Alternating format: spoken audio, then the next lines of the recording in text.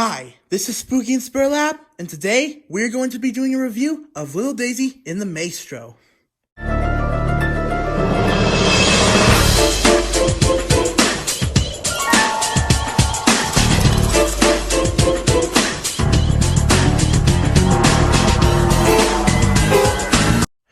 What's going on, guys? Spooky and Spur Lab here, and welcome to the third episode of my reviews. And this episode of reviews is going to be on Little Daisy and the Maestro. So let's get started. We're going to count out all the good things about it, and some things about them that are not a little bit bad, not all the way bad, just a little. All right, so let's start with the setup. All right, the setup. Well, of course, since he's made from Crazy Crate, of course he is going to be hard to build. I mean, most of the stuff is easy. However, the reason why he is hard is because you have to screw. It's because you have to screw some screws onto him, and even the wires can be a little bit of a pain because you don't know which one is which. In fact, the wire thing was the biggest problem I had with Animatronic, because I broke one of the wires off, and we had to wait for 2 weeks to get this guy fixed. But luckily, my dad fixed it because we got another arm for this guy, which is this arm right there, and luckily my dad got rid of the broken piece with a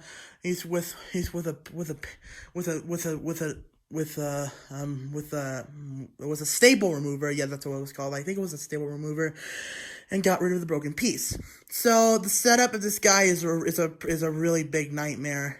I mean, it's almost hard as setting up Lunging Reaper. What I was about to say, what I was meant to say was, this guy's setup is as hard as Lunging Reapers, Cauldron Creepers, Collectors, Nightmare Harvesters, and Catacomb Creatures.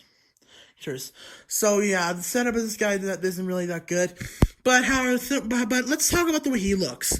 The way he looks really amazing. I really love the fact that he is a puppet guy carrying two puppet sticks with strings to control the kidnapped kid, whose face also looks like she's really scared, which is pretty cool. Looks like he kidnapped her in bedtime because she looks like she's still in her bedtime clothes. But then I really love the way that he's wearing a suit with a little bow tie at the front of the suit. And I love the way that he's wearing a hooded suit too. I love that they put a big hoodie in front of on his suit. So the setup, this guy only takes away about 0.0010 of how awesome this guy is.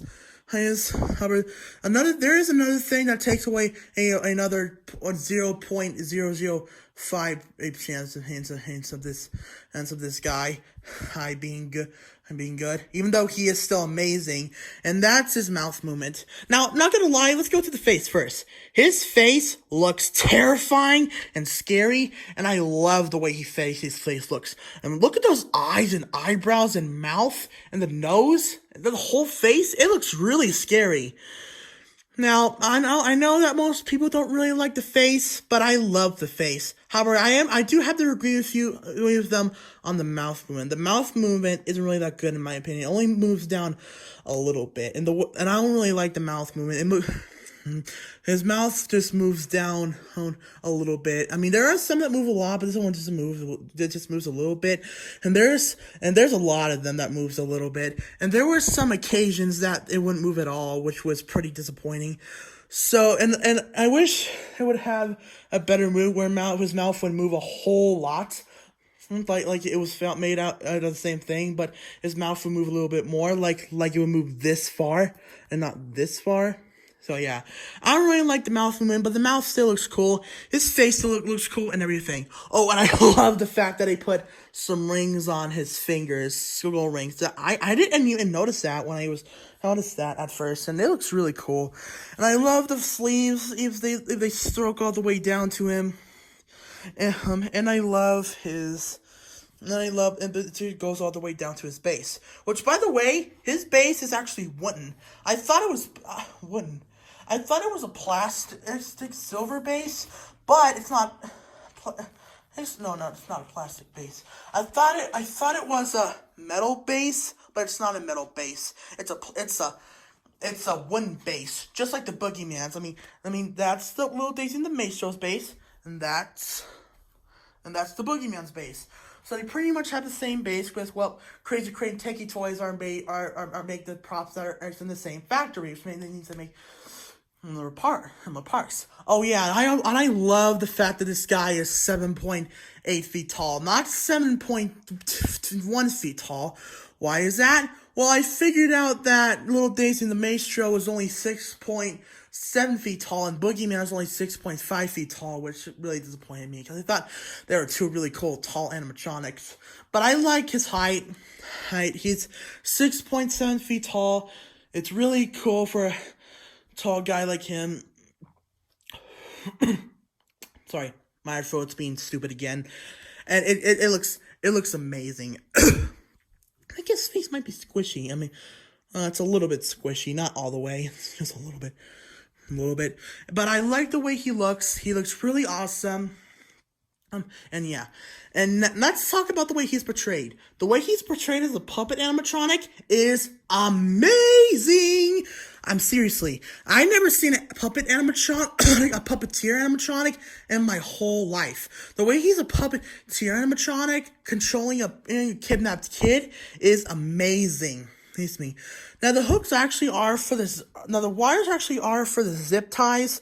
However, I accidentally got rid of them, so I put them on Little Daisy's fingers, and it actually looks better than ever, because it looks like he's actually pulling the kid's fingers and not the hand, because the hand kind of doesn't make sense. So he's pulling her fingers, and it makes it look even more scary, which is really cool. I love how they portrayed him as a puppeteer animatronic, and the way he portrayed him as a scary guy who kidnaps children of the night to portray them as his puppets is amazing. Oh, and let's not forget his voice. I love his voice. His voice sounds so scary. Looks like he has some sort of a Irish or Australian or Scottish sort of accent. No, I don't really know what accent he has. Tell me in the comments what accent he has. But it's like a vampire sounding accent with a vampire who loves to suck blood. Except he's not a vampire. He sounds like a vampire, but really he's a puppeteer. But his voice is one of the best voices I ever seen. See, that is one of the most flawless voices I've ever heard of an animatronic. They are like one of the best voices ever, besides Harbinger of Hell's voice and Nightmare Harvester's voice. They have good voices too. They have fantastic. All three of them have the three best voices of any animatronic ever. His voice is amazing. His voice is really cool. And I love the fact he came all the way from 2020, and now let's talk about his phrases. His phrases are pretty cool. They are pretty flawless, actually. Like the one is a live puppet with its undead puppeteer. I'm sorry, no, I'm just okay. I'm gonna stop speaking that. A live puppet with its undead puppeteer. Puppeteer, which means he is really scary and loves to kidnap children to portray them as his puppets, and saying that she never eats, she never sleeps, she never speaks, and she knows how to haunt you, and because he trained the kidnapped kid very, very well, which really she didn't, but he's just saying that to scare people who walk by him. He makes pretty good for a really good haunt. Literally, all my animatronics that I have do make good for haunt, except for one, and which I don't want to tell you that because it's way too embarrassing to say. But the Little Daisy and the Maestro animatronic is a pretty cool animatronic. I mean, his setup is bad, his mouth movement is bad, but everything about him is amazing. So, my final score, I'm gonna give this animatronic a 10 out of 10. Even though his setup was bad, his mouth movement was bad, he still gets a 10 out of 10. A pretty good 10 out of 10, strolling on into one amazing animatronic. And you know what? He actually is my number one favorite animatronic of 2020. Sorry, people who like Harvester of Souls. Besides Mr. Salty. Mr. Salty is actually number 2 on my list. But this guy is literally number 1 on my list. So I'm going to give you the demo of this guy and show you what he does with the phrase that I told earlier. Oh, let's move the right vehicle out of the way. All right.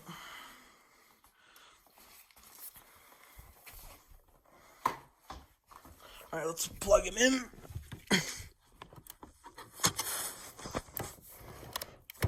And here we go.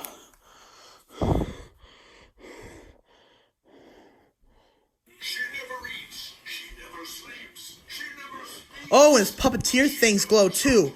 So does his eyes. His eyes glow too. That looks pretty cool. I forgot to mention that. I love that they glow. Her puppeteer things glow blue and his eyes glow red. That's cool.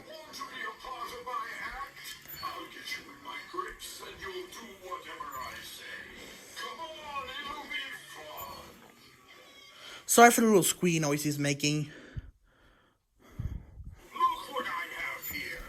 Might be the stick in Little Daisy.